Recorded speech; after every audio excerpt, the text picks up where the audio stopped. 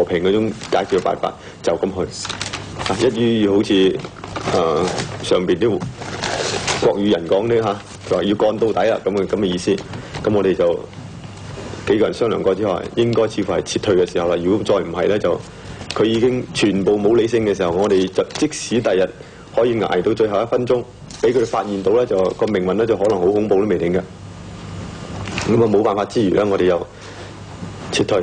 咁就其實咧就阿陳潤之咧喺北京飯店嗰度咧，佢哋睇到個長安大押嘅戰況咧，比我哋見到嘅更激烈咁佢哋一路喺度勸我哋話，打咗無數次嘅電話嚟勸我哋走。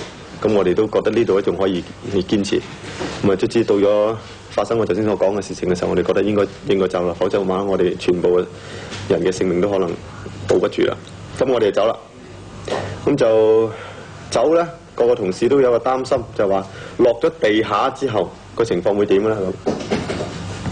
我哋好快咁落晒地下，咁跟住咧就係即刻兜路啊，我向南行，因為南方咧似乎係比較安全啲。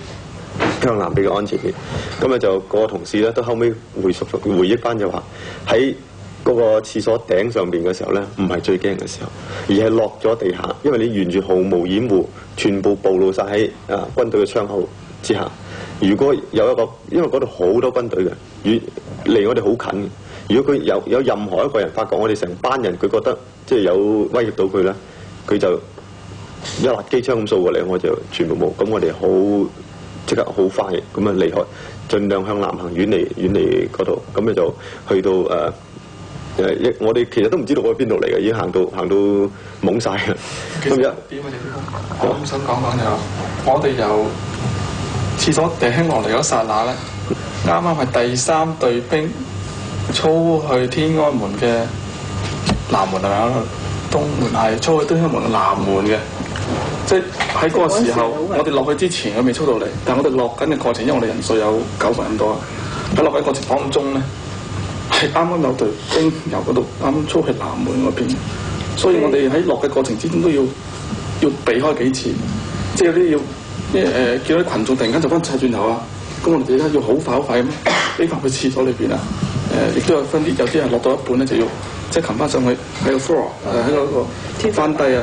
喺天花板嗰度搏翻低咁樣嘅，呢個情況冇錯。即係其實落嚟嗰時都係好緊張。不過其實我記得有一次咧，我哋啱啱駁通電話，未正式話即係未正式出街講咧，我同你傾偈，你都話其實成個廣場都見到我哋啦。咁嗰陣時其實我真係好擔心，係咪？係啊。其實咧，我哋因為嗰個建築物嗰個離嘅地面唔係好高啊，係10零20尺嘅咋。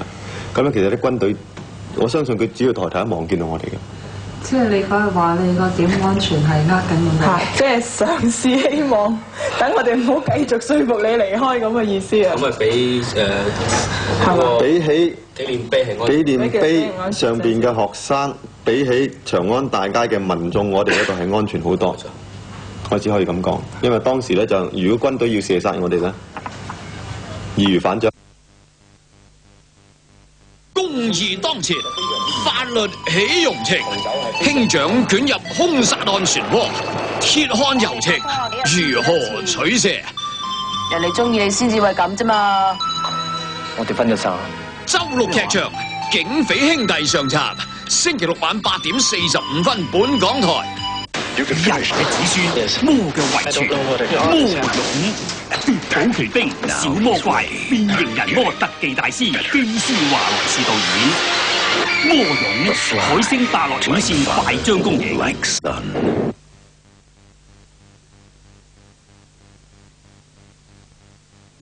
當我哋離開咗唔夠15分鐘，仍然有啲學生咧就留翻喺度。咁佢哋後尾事後，我哋同佢講翻，佢話原來我哋執翻條命，點解咧？我離開唔夠15分鐘之後咧，啲軍隊就已經去清場，就係清我哋嗰度，一輪機槍掃過去。咁嗰個學生點樣可以走得甩咧？佢就一見到消息唔對咧，佢就好靈活，佢一掹住，又啱啱有棵樹嘅樹丫，一掹住樹丫就一順勢跌咗落嚟，咁你啱啱避開晒，咁咧就有冇人受傷佢都唔知道，咁佢就一路係啱啱好巧又向我哋嘅方向嗰度奔走落去。即係你後尾訪問嗰個學生？我後尾訪問咗2個學生，第一個學生係講國語嘅啦，就唔係嗰個學生，就係喺廣東話嗰個，係講廣東話嗰個。咁第一個學生就係喺入邊最後尾一批走出嚟嘅。咁我哋後尾走去匿埋，我哋求其見到有門口有啲人喺度裝下嘅時候咧，我就一飆入去就同佢講，我一定要喺度避一避咁，佢亦都好冇所謂，咁就俾我哋喺度。咁啊後尾即係我哋點解佢都驚嘅，佢心裏邊都驚，喂，你哋喺度會唔會對我哋有咩影響？咁我哋同佢講啦，唔好趕佢走啦。如果我哋一出去就唔知發生咩事啊，佢亦都好。即係後面接受咗我哋喺度。你哋喺公廁上面留咗大概幾耐到啊？記唔記得？我諗先啊，大概係大約係12:35。係大概1點鐘我哋揾到笪地方，咁大概接地嘅時候係3:45。即係總共都兩個鐘頭45分鐘。北京嘅公廁都好出名。其實仲有下邊有個好險嘅嘢，就係你藏身嘅地方。你撤離即係俾人軍嘅。嗰個情況咁嘅就係因為咧，我哋嘅藏身嘅地方咧就方面講下會唔會影響？我諗唔好提呢方面啊。我可以咁講嗱，因為我同你打完電話話我呢次嘅報道就到此為止啦，冇辦法再做啦咁樣。咁啊跟住後尾咧，我哋發覺即係似乎咁樣做落去就唔係幾交代責任啦嚇。咁我哋況且自己亦都有個心情要究竟睇究竟咩嘢回事發生緊咩嘢事？點解上面外面啲槍聲一路都未停？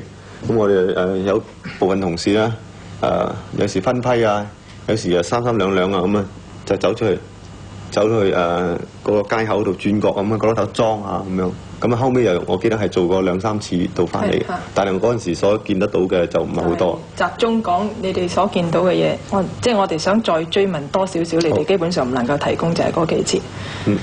嗰陣時已經係接近天光㗎啦，嗰陣時。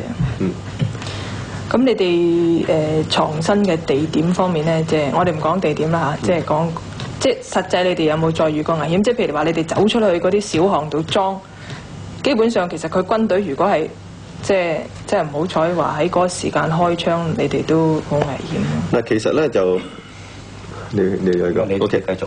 其實呢個情況咁嘅，好多老百姓都喺巷口嗰度，喺門口嗰度試圖去望究竟係乜嘢。大家互相亦都喺度談論呢件事，講佢哋嘅氣憤，講佢哋嘅不值，亦都想究竟睇有冇辦法可以說服啲解放軍。每當解放軍嘅戒備狀態稍為鬆弛嘅時候，老百姓就向佢哋推進。雖然冇惡意，但係希望可以同佢交談下，睇下佢哋點樣。咁我哋亦都係混喺人群之中啦嚇。咁啊見到即係似乎個形勢都係比較緩和啲喎，咁我哋就衝前去望望佢。咁啊睇見佢哋突然間唔係啦，支槍本來向下垂嘅，突然間向上抬啦，咁我哋又即刻走。咁啊想佢亦都有㗎。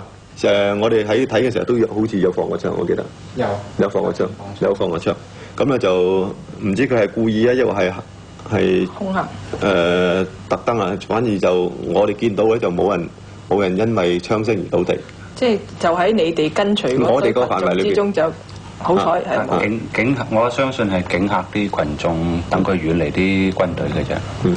即係當時嗰個對群眾狂掃射嗰個狀態都仲未出現啊！嗰個主要係喺長安大街，即係毛澤東嗰張大相樓下東西大概係1公里左右嘅地方進行。即係開槍嘅情況喺長安街上邊比較多。咁喺南邊呢度，我哋亦都曾經有一次天光之後試過去喺南邊嗰邊走翻向天安門廣場走過去。咁我同謝志峰、梁秀賢咁一路向前走，就走到去好貼近軍隊嘅警戒線嗰度啦。咁睇到佢哋係前排咧就有軍隊坐低，咁佢哋係背向天安門廣場，就面向群眾，咁就我估係2-3個人。兩三排咁樣坐低嘅，然後後邊仲有2-3排係企喺度嘅。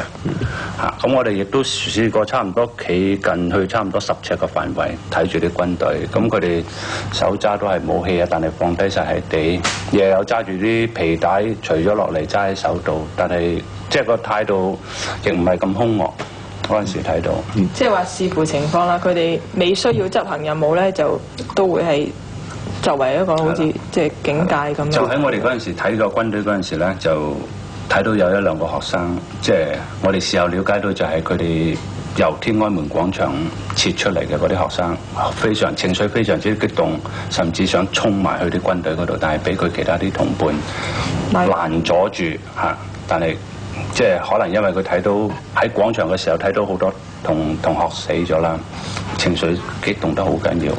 佢哋接到個軍令就係話喺某一段時間要到天安門，而但係佢身上咧，同埋另外一個軍令就話唔准還手，有人打你都唔准還手。同埋咧，佢身上係冇武器嘅，亦都係只係帶咗啲好輕便嘅乾糧啊、水壺咁樣。而且佢哋最主要一樣嘢就係同喺天安門嘅軍隊分別就係佢哋好細個。18歲到20歲、21歲到嘅啫，同埋好慌張嘅佢個樣。佢哋入城嗰時係每一個人掹住前面人嘅背囊，係真係望係受打嘅喺度。好細個都好細個喺度受打，嗰啲群眾就即係佢因為阻止佢，而佢有軍令一定要喺某一個時間要入到天安門，否則年長咧就會被槍斃。